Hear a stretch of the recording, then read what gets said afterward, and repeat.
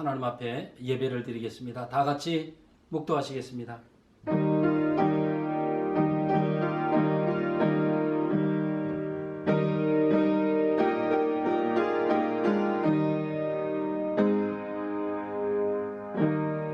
홀로 기이한 일들을 행하시는 여호와 하나님, 곧 이스라엘의 하나님을 찬송하며 그 영화로운 이름을 영원히 찬송할지어다.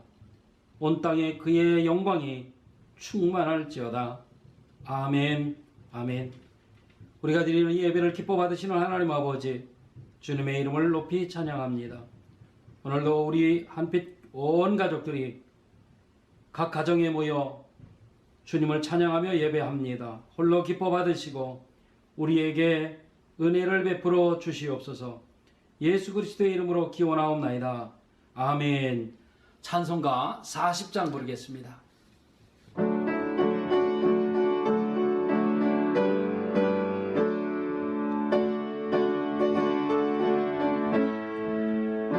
찬송으로 보답할 수 없는 큰 사랑, 주님께 영광 할렐루야.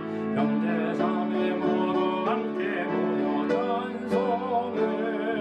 주님께 영광 할렐루야. 하나님의 자녀여 크게 찬송 부르며 밝고 거룩한 길로 기쁨으로 나아가 주의 보좌 앞으로 속히 들어가겠네. 주님께 영광 할렐루야. 우리 받은 주님 은혜 한량 없도다. 주님께 영광 할렐루야. 기쁜 찬송 들으면서 천국 가겠네. 주님께 영광 할렐루야. 하나님의 자녀여 크게 찬송 부르며 밝고 거룩한 길로 기쁨으로 나아가 주의 보좌 앞으로 속히 들어가겠네. 주님께 영광 할렐루야. 잠시 후에 우리 모두 주를 보겠네. 주님께 영광 할렐루야. 영광스런 보좌 위에 높으신 분, 주님께 영광 할렐루야. 하나님의 자녀여 크게 찬송 부르며 밝고 거룩한 길로 기쁨으로 나아가 주의 보좌 앞으로 속히 들어가겠네. 주님께 영광 할렐루야. 만국 백성 중앙에 서서 높여서 주님께 영광 할렐루야. 영원토록 주의 공로 찬양하겠네. 주님께 영광 할렐루야. 하나님의 자녀여 크게 찬송 부르며 밝고 거룩한 길로 기쁨으로 나아가 주의 보좌 앞으로 속히 들어가겠네. 주님께 영광 할렐루야. 아멘. 우리 교동문 20번, 찬송가 뒤에 있는 교동문 제20번 함께 교독하겠습니다. 제가 먼저 읽고 여러분들이 뒤에 읽고 하면 되겠습니다. 찬송가 뒤에 있는 교동문 20번입니다. 제가 먼저 읽습니다. 너의 의인들아 여호와를 즐거워하라. 찬송은 정직한 자들이 마땅히 할 바로다. 수금으로 여호와께 감사하고 열줄 비파로 찬송할지어다. 새 노래로 그를 노래하며 즐거운 소리로 아름답게 연주할지어다.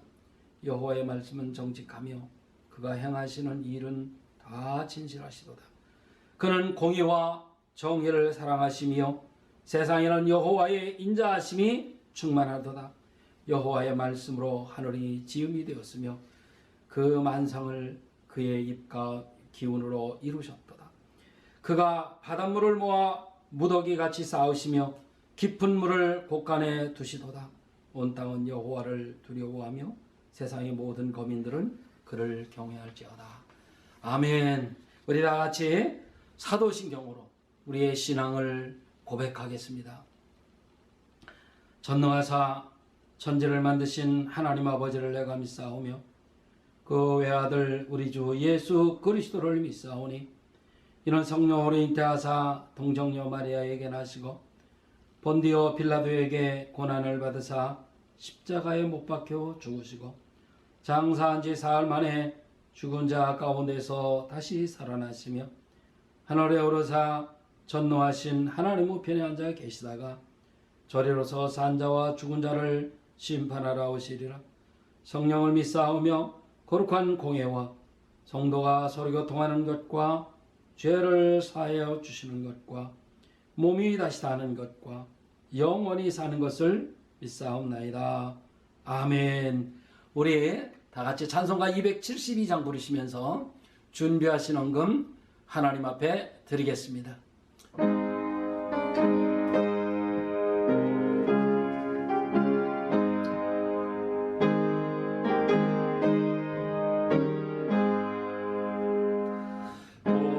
고통의 멍에 벗으려고 예수께로 나갑니다. 자유와 기쁨 베푸시는 주께로 갑니다. 병든 내 몸이 튼튼하고 빈곤한 삶이 부해지며 죄악을 벗어버리려고 주께로 갑니다. 낭패와 실망 당한 뒤에 예수께로 나갑니다. 십자가 은혜 받으려고 주께로 갑니다. 슬프던 마음 위로받고 희생의 품파 잔잔하며 영광의 찬송 부르려고 주께로 갑니다. 교만한 마음을 내버리고 예수께로 나갑니다. 복되신 말씀 따르려고 주께로 갑니다. 실망하니 몸심을 얻고 예수의 크신 사랑 받아 하늘의 기쁨 맛보려 주께로 갑니다. 주님의 길을 벗어나서 예수께로 나갑니다. 영원한 집을 바라보고 주께로 갑니다. 멸망의 번호 헤어나고 영화의 나라 가나라서 영광의 주를 배우려고 주께로 갑니다.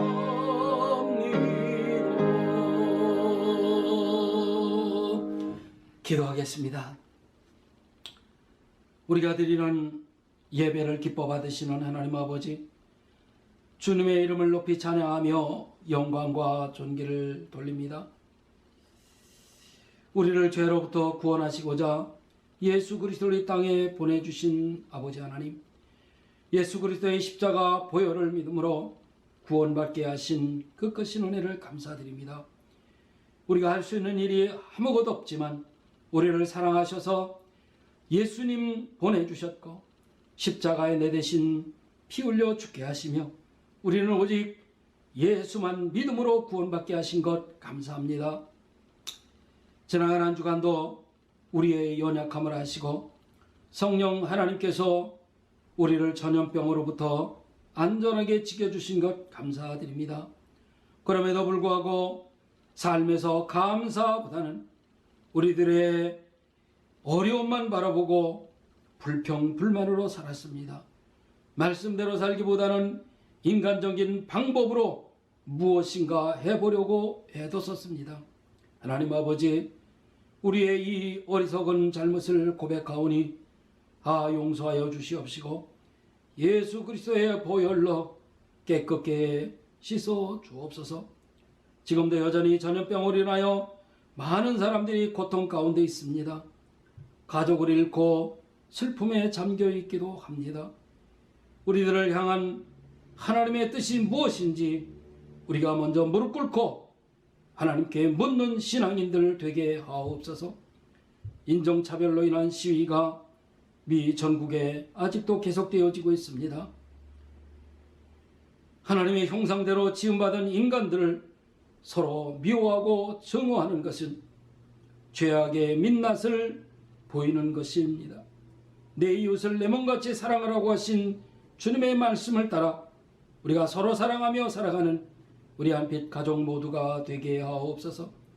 특별히 한국에서 병마와 싸우고 있는 우리 김종환 집사님을 기억하여 주시옵소서. 힘들고 어려운 싸움입니다. 외로운 싸움입니다. 하나님 그 아들을 불쌍히 여기시고 하나님 속히 깨끗게 치유하셔서 어서 미국에 와서 함께 주님의 나라를 세워가는 일에 크게 쓰임받는 아들 되게 하옵소서. 아들을 병간하고 있는 우리 김정희 권사님에게도 은혜를 베푸시고 힘들고 어려운 시간을 보내고 있음에도 늘 꿋꿋하게 믿음으로 지켜나가는 딸 되게 하옵소서. 아버지 하나님, 눈 수술을 위하여 한국에 나가 있는 우리 이덕규 집사님 기억하시고 좋은 의사의 손길을 통하여 깨끗하게 치유받고 돌아오게 하옵소서. 올것은 형제와 연로하신 우리들의 부모님들에게도 건강을 하여 주시옵소서. 은혜가 풍성하신 하나님 아버지, 예수 그리스도의 피값으로 세워주신 우리 한빛교회 이제 13년을 향하여 달려가고 있습니다. 우리 교회가 이 시대에 쓰임받는 교회로서의 사명을 잘 감당할 수 있는 힘과 능력 도하여 주시옵시고 성령의 역사를 체험하는 교회와 성도 모두가 되게 하여 주옵소서. 아버지 하나님, 두고온 조국을 위해서 기도합니다. 우리 조국을 기억하여 주시옵시고 우리가 살고 있는 이 미국 땅에도 함께하여 주옵소서. 분열되지 않게 하옵소서. 아버지 하나님, 증오와 그리고 미워하는 감정들이 사라지게 하옵소서. 나라를 이끌어가는 지도자들이 하나님을 두려워하며 국가와 민족, 국민들을 바르게 인도해 나갈 수 있도록 하나님 도와주옵소서. 오늘날 말씀을 전하는 부족한 종에게 성령 하나님께서 함께 하시고 성령 충만한 가운데 말씀이 전파되어지도록 도우시옵소서. 오늘 우리가 드린 이 예배의 시작과 끝을 온전히 성령 하나님께서 주장하시고 사탄 마귀가 조금 더 틈타지 아니하도록 불담으로 지켜 주옵소서. 우리를 죄악 가운데서 구원하시고 이 땅에 오신 예수 그리스도의 이름으로 간절히 기도드리옵나이다. 아멘.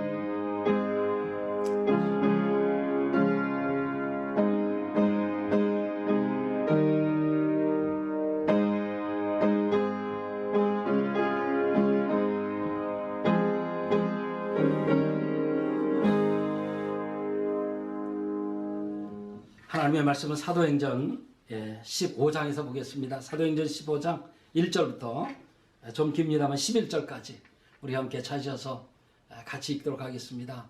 신약성경 사도행전 15장 1절부터 11절까지입니다. 우리 찾아서 한 목소리로 우리 아이들도 다 찾아서 읽도록 했으면 좋겠어요. 사도행전 15장 1절부터 11절까지 우리 한 목소리로 같이 읽겠습니다. 어떤 사람들이 유대로부터 내려와서 형제들을 가르치되 너희가 모세의 법대로 할례를 받지 아니하면 능히 구원을 받지 못하리라 하니 바울 및 바나바와 그들 사이에 적지 아니한 다툼과 변론이 일어난지라. 형제들이 이 문제에 대하여 바울과 바나바와 및 그 중에 몇 사람을 예루살렘에 있는 사도와 장로들에게 보내기로 작정하니라. 그들이 교회에 전송을 받고 베니게와 사마리아로 다니며 이방인들이 주께 돌아온 일을 말하여 형제들을 다 크게 기쁘게 하더라.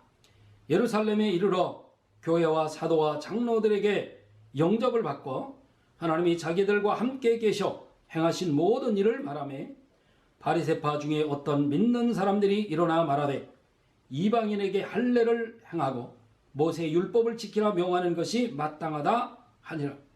사도와 장로들이 이 일을 의논하러 모여 많은 변론이 있은 후에 베드로가 일어나 말하되 형제들아 너희도 알거니와 하나님이 이방인들로 내 입에서 복음의 말씀을 들어 믿게 하시려고 오래전부터 너희 가운데서 나를 택하시고 또 마음을 아시는 하나님이 우리에게와 같이 그들에게도 성령을 부어 증언하시고 믿음으로 그들의 마음을 깨끗이 하사 그들이나 우리나 차별하지 아니하셨느니라.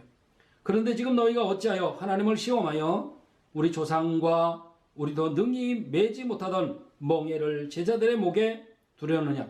그러나 우리는 그들이 우리와 동일하게 주 예수의 은혜로 구원받는 줄을 믿노라 하니라. 아멘. 우리 몸에는요 매우 중요한 기관들이 참으로 많습니다. 그 중에서도요 우리 몸속에 있는 혈관 요즘은 매우 소중하게 생각하고 있지요. 그 이유가 있습니다. 그 무엇입니까? 우리 몸 안에 있는 혈관 벽이 지방 성분으로 이렇게 지방 성분들이 붙어서 동맥경화를 일으키거나 아니면 그 뇌졸중이라고 하는 위험한 병을 일으키게 되면 갑자기 죽는 경우가 발생하기 때문입니다. 그래서 요즘은 이 동맥경화증을 방지하기 위해서요 사람들이 육식을 좀 삼가하고요 그리고 운동도 열심히 하는 사람들이 많이 늘어나고 있습니다. 이것은 우리 믿는 사람들이 영적인 부흥에 있어서도 똑같이 적용이 됩니다. 우리에게 계속적인 부흥의 역사와 그리고 하나님의 능력이 우리들에게 나타나야 하지 않습니까? 그러려면은요 하나님과 우리 사이에 가로막혀 있는 무엇인가가 없어져야 한다는 거죠. 하나님의 말씀이 세우신 종들을 통해서 막히지 않고 성도들에게 잘 공급되어야 하는 겁니다. 그렇게 되면 어떻습니까? 성도들의 마음속에 하나님을 의지하는 믿음이 아주 강하게 생기는 것이고요. 그 믿음을 통해서 말씀을 삶에 적용하면서 참된 그리스도인의 모습으로 본을 보이면서 다른 사람들에게 예수 믿으세요 라고 하는 영향력을 끼칠 수 있기 때문입니다. 그러면 어때요? 교회에 큰 풍의 역사가 일어나는 것 아니겠어요?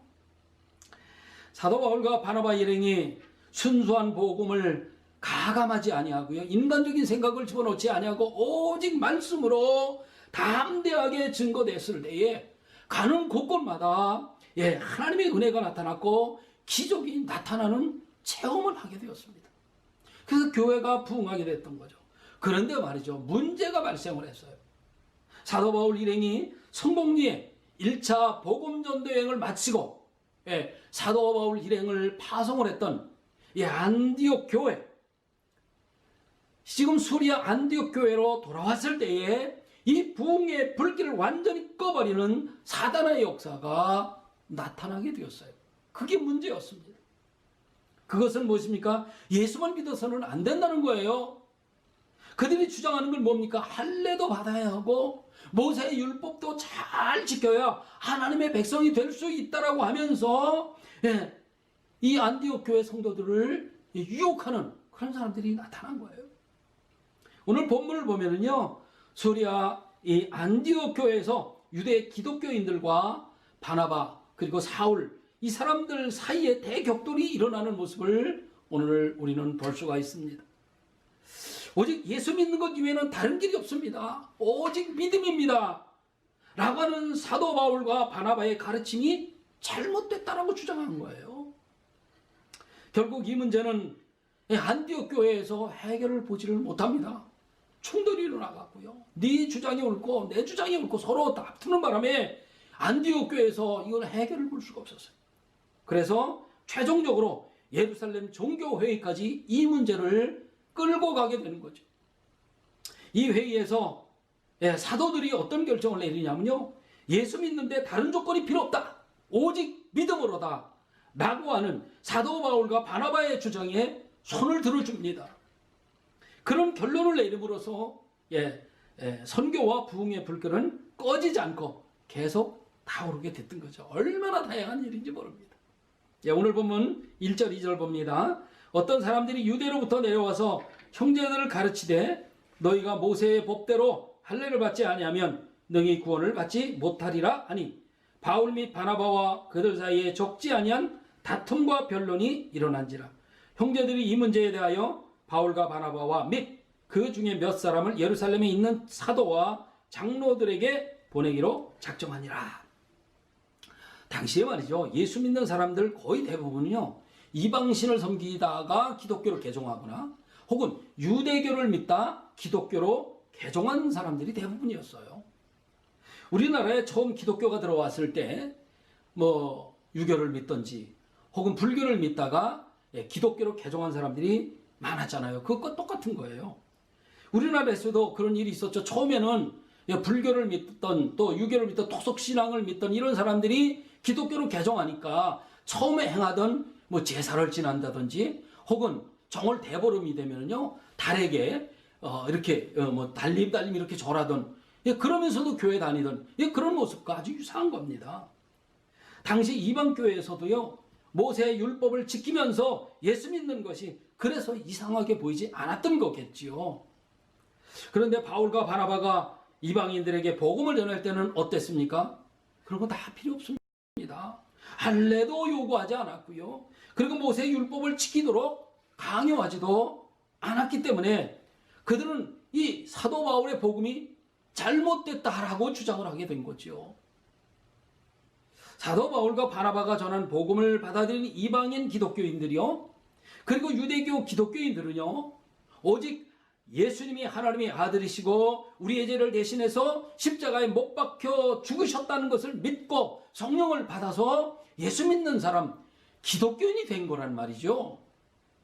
그런데 유대교에서 개종한 유대 기독교인들 입장에서 보면 지금 자신들이 해오던 그 행위, 율법을 지켜야 되고 할례를 행해야만 자기들이 하나님의 나라의 백성이 될 수 있다라고 하는 그런 기존적인 그 신앙을 가지고 있었기 때문에 지금 이질적인 그런 느낌을 받게 된 거예요.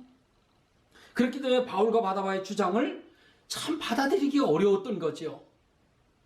그래서 문제가 아주 크게 불거진 거예요. 충돌이 일어난 거지요. 결국 안디옥 교회는 이 문제를 자신들의 손에서 해결 볼 수 없다라는 사실을 인정을 하고요. 예루살렘 교회 사도들에게 이 판결을 위임하게 된 겁니다. 그럼 예루살렘 교회는 이 문제를 어떻게 해결을 했을까요? 마치 모세처럼 이 문제를 들고 산에 올라가서 하나님, 우리에게 오늘 이런 문제가 생겼는데 어찌 처리하면 좋겠습니까? 라고 하나님 앞에 물어보았을까요? 아닙니다. 오늘 말씀을 보니까 사도들은 함께 모여 서로 의견을 나누는 가운데 하나님을 찾았다, 하나님의 뜻을 찾았다, 그렇게 말씀합니다. 그럼 왜 이토록 중요한 문제를 모세처럼 산에 올라가서 하나님 앞에 물어보지 않고 사도들 자신들의 의사로 결정을 했을까 하는 문제지요. 그것은 말이죠, 이미 우리 믿는 자들 가운데 하나님이 함께 계시기 때문입니다. 이미 우리 가운데 계신 성령 하나님께서 우리들의 생각과 우리들의 말을 통해 하나님의 뜻을 나타내셨기 때문에 그런 겁니다. 그렇기 때문에 우리 자신들이 해결할 수 없는 어떤 어려운 문제나 고통의 직면에 있을 때 우리 믿는 사람들이 해야 할 일은 무엇입니까? 함께 모여 기도하면서 하나님의 뜻을 묻고 그리고 서로 의견을 모으는 것, 하나로 통일되게 하는 것, 매우 자연스럽고 중요한 일이 되는 겁니다. 오늘 4절, 5절 보겠습니다.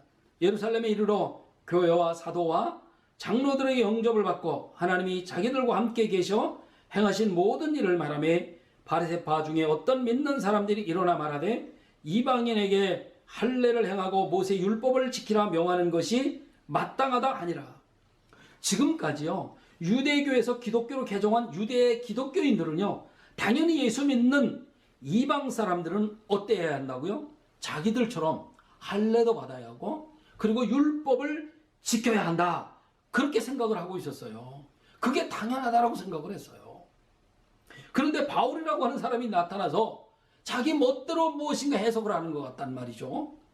그러면서 뭐라고 그래요? 이방인들은 예수 믿는 것으로 구원을 받습니다. 할례 안 받아도 되고요. 그리고 모세의 율법을 꼭 다 지키지 못해도 괜찮습니다. 우리 인간은 어차피 그것을 다 지킬 수가 없습니다. 이렇게 말하면서 예수를 믿으라고 복음을 증거했다고 하니까 어때요? 그런 사람들이 자기들과 같은 멤버가 된다라고 하는 것, 유대 기독교인들 입장에서 보면 절대로 받아들일 수 없는 문제로 그들은 생각을 했던 거죠.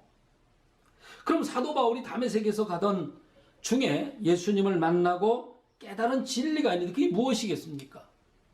그렇습니다. 사도 바울이 깨달은 것은요, 예수 그리스도의 십자가 보혈이었습니다.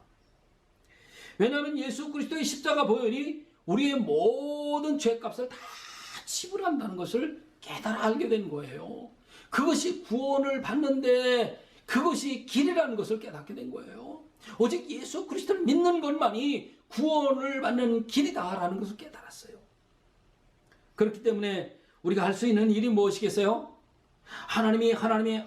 예수님이 하나님의 아들로서 내 죄를 대신해서 십자가 위에서 죽으셨다는 것, 그리고 죽음의 권세를 깨뜨리시고 부활하셨기 때문에 우리도 부활의 소망을 갖고 있다라고 하는 그것을 믿기만 하면 우리의 모든 죄를 다 용서받고 새 사람이 된다는 거예요. 죄를 용서받고 구원에 이르는 것, 할례를 받거나 혹은 모세의 율법을 지켜야만 구원받는다는 것이 잘못됐다라는 것을 가르쳐 준 거죠.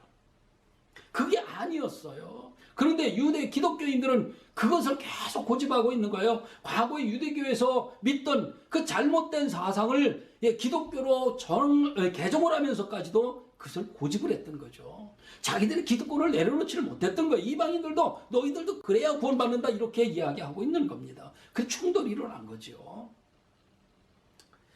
사도 바울은 이것을 깨닫게 되었고 이방인들에게 이것을 알려주면서 구원을 받도록 했던 겁니다.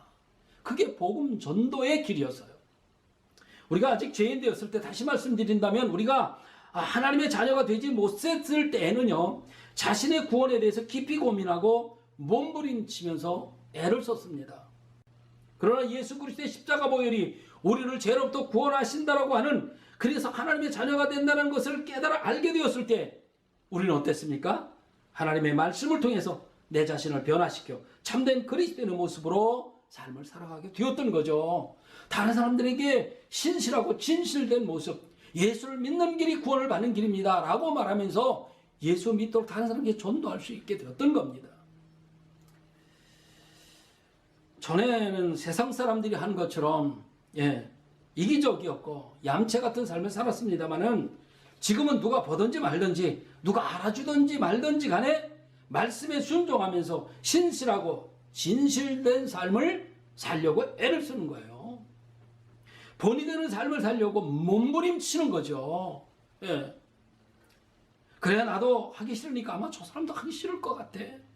그러면서 자신이 먼저 솔선수범하면서 본을 보이는 그 사람이 정말 참된 진리를 깨달은 신실한 그리스도인이 아니겠느냐는 겁니다.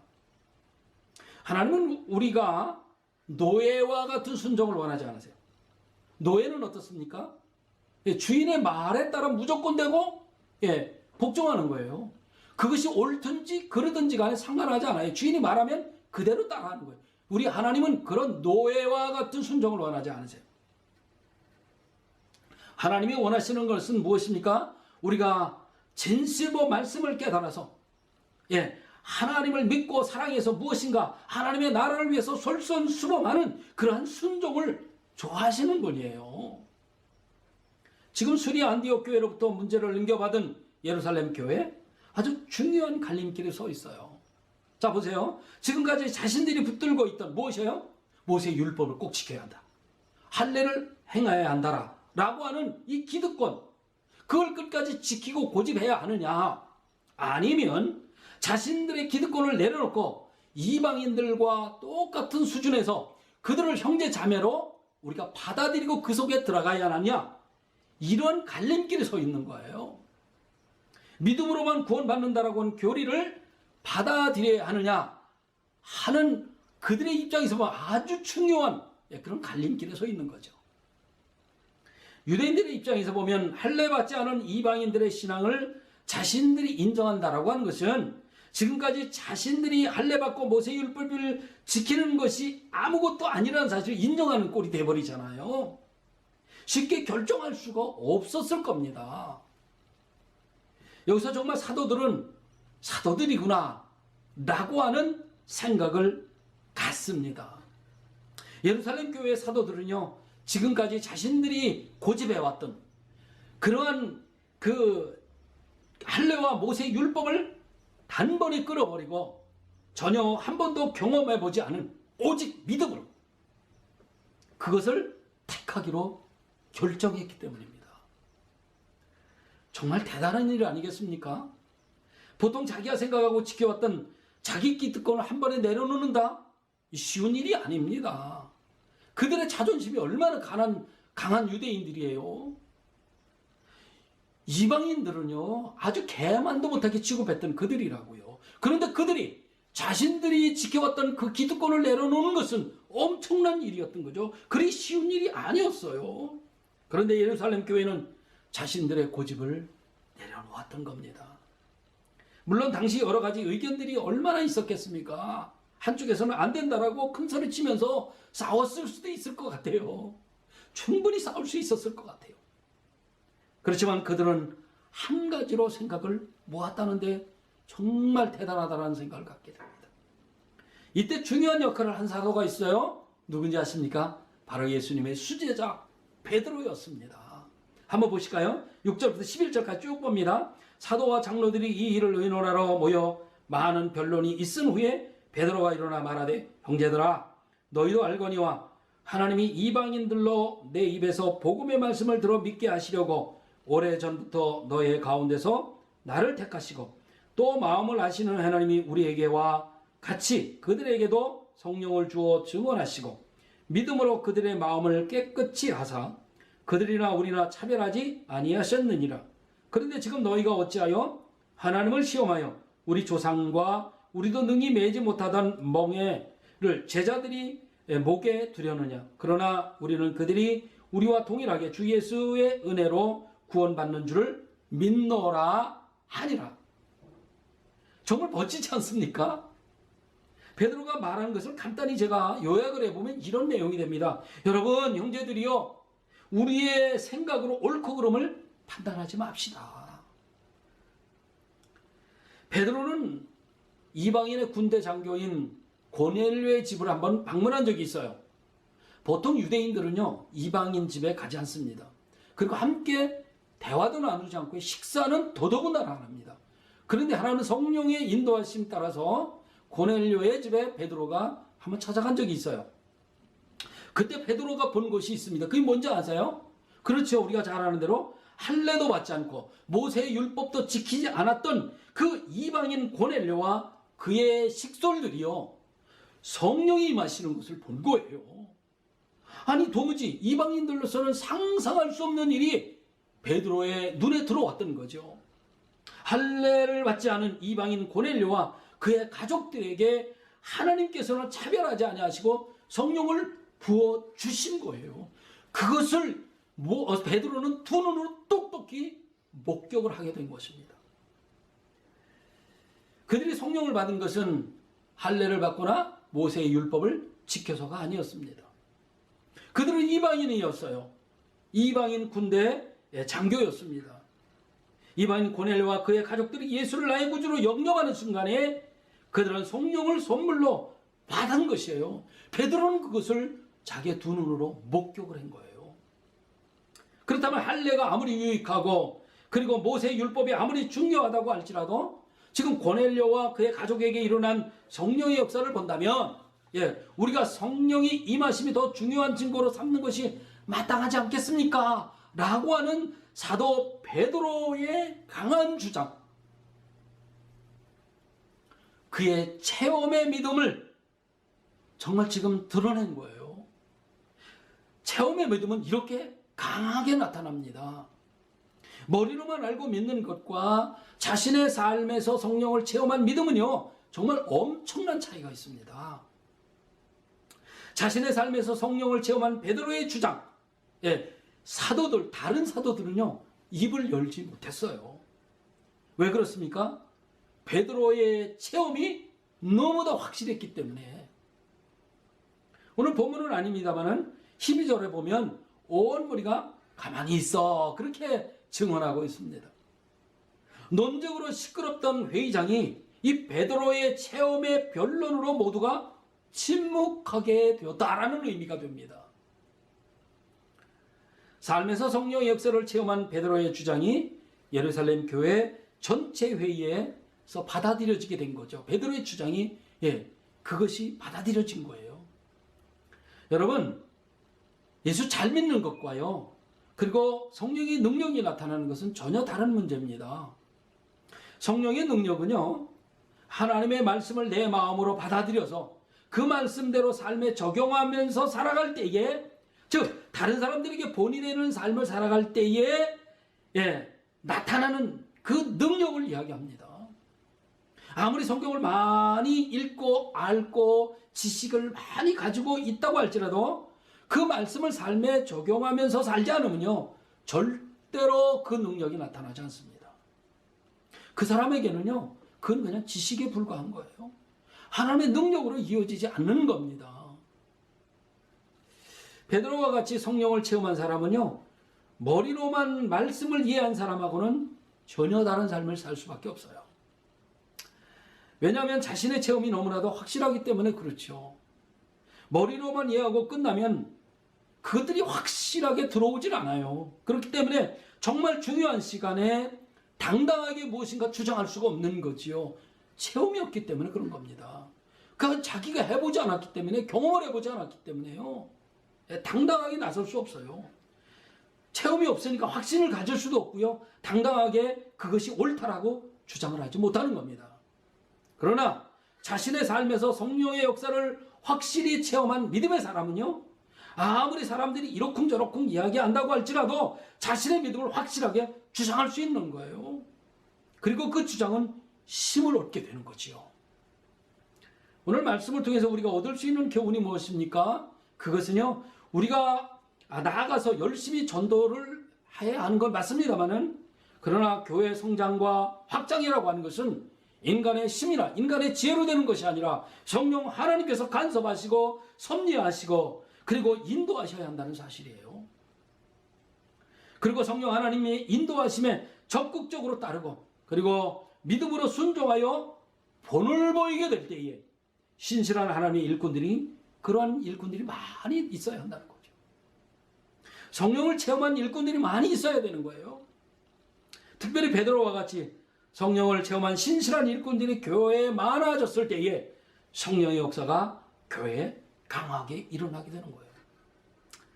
자신의 삶에서 성령의 역사를 확실하게 체험한 신실한 하나님의 사람들, 좌로나 우로나 치우치지 않습니다.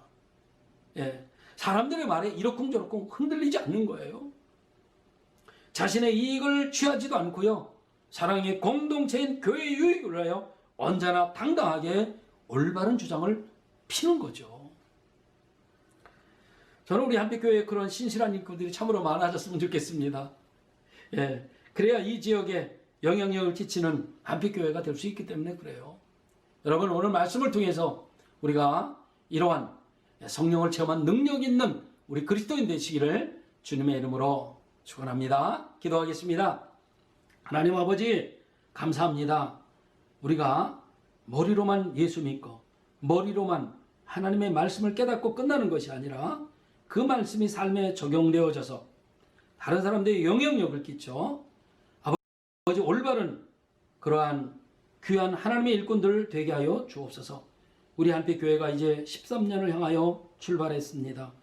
올 한 해는 정말 하나님 기뻐하시는 아름다운 교회, 아버지 하나님 주를 사랑하고 성령을 체험한 신실한 일꾼들이 많이 넘쳐나는 교회 되게 하여 주옵소서. 감사드리며 예수님의 이름으로 기도합니다. 아멘. 감사합니다. 광고 말씀드리겠습니다. 다음 주가 원래는 이번 주가 이 정기제직회를 하는 주인데 코로나 바이러스 교회에 모이지 못하기 때문에 2, 4분기 정기제직회는 할 수 없이 3, 4분기 정기제직회로 넘길 수밖에 없습니다. 그래서 그때 가서 한꺼번에 재정부에서 보고하도록 그렇게 하겠습니다. 이해 부탁드리겠습니다. 우리 교회는요, 지난주에 제가 말씀드린 대로 우리 교우들의 안전을 위해서 6월 달까지 영상 예배로 드리기로 결정을 했습니다. 아직까지 워싱턴주에도 계속해서 코로나 전염병 감염자들이 300명을 계속 이렇게 초과하고 있어요. 줄어들어야 되는데 자꾸 늘어나고 있습니다. 그래서 아주 위험한 시기에 우리가 처해져 있는데 어쨌든 여러분들 안전에 유의하시고요. 항상 마스크 끼시고 장갑도 착용하시고 이렇게 해서 우리가 전염병에 감염되지 아니하도록 여러분 주의를 기울이시기 바랍니다. 피로 형제와 그리고 우리 정보름 자매 그리고 이덕규 집사님이 한국에 나가 계십니다. 특별히 우리 이덕규 집사님은 눈을 수술받기 위해 나가셨거든요. 그래서 위에서 여러분 기도해 주시고 김정환 집사님을 위해서도 기도 부탁드리겠습니다. 특별히 우리 정만순 권사님 친정 어머니께서 식사를 잘 못하신다고 그래요. 그래서 위에서 여러분 기도 부탁드리겠습니다. 우리가 다음에 7월 달부터는 예배를 드릴 수 있도록 우리가 준비하고 있는데 여러분 그때까지 평안한 마음으로 그리고 안전을 우리가 지켜나가면서 그때 뵙도록 되기를 원합니다. 우리 다 같이 일어나서 찬송가 430장 부르며 축도로 마치겠습니다.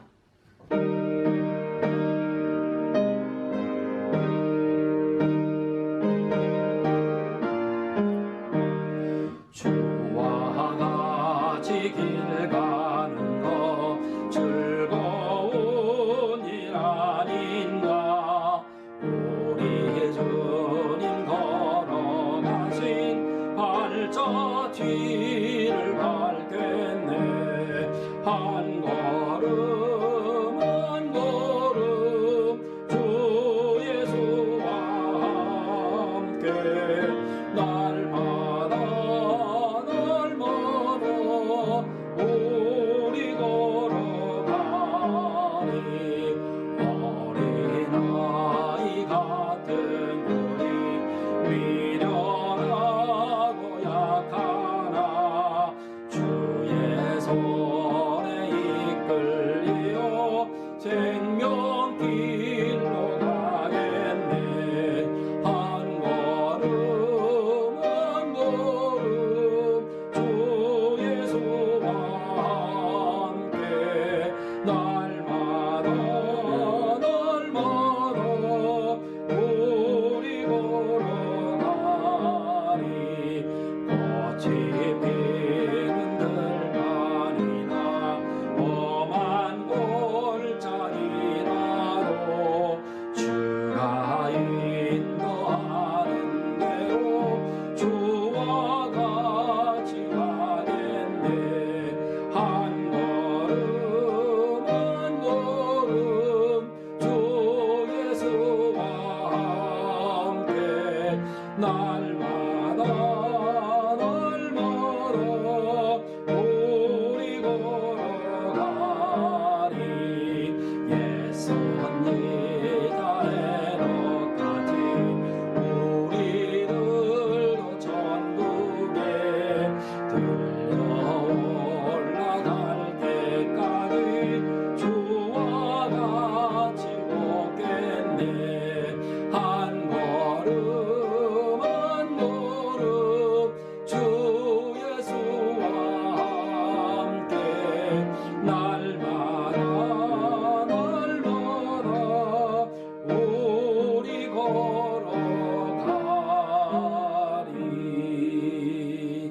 기도하겠습니다. 하나님 아버지, 코로나 전염병으로 인하여 함께 모여 예배드리지 못하지만 각 가정에서 가족들이 한 마음으로 주님께 예배드렸습니다. 예배드리는 중에 아버지 물질을 드렸습니다. 하나님의 것으로 알고 드린 손길들로에 하나님 복의 복을 더하시옵소서. 물질 때문에 어려움 당하지 않게 하시고 물질 때문에 죄 해결에 서지 않게 하시며 물질 때문에 하나님의 일이 방해받지 아니하도록 도우시옵소서. 쓰여지는 곳곳마다 하나님의 영광만 드러나게 하옵소서. 지금은 우리 구주 예수 그리스도의 은혜와 아버지 하나님의 극진하신 사랑과 성령의 교통하심이 성령의 역사를 체험하여 힘있는 믿음을 보이며 다른 사람들에게 영향력을 미치며 삶의 본이 되기를 다짐하는 사랑하는 믿음의 식구들 머리 위에와 저의 가정 위에 저들이 하는 사업 위에 그리고 섬기는 한빛 장로교회 위에 이제로부터 영원토록 함께 있을지어다. 아멘.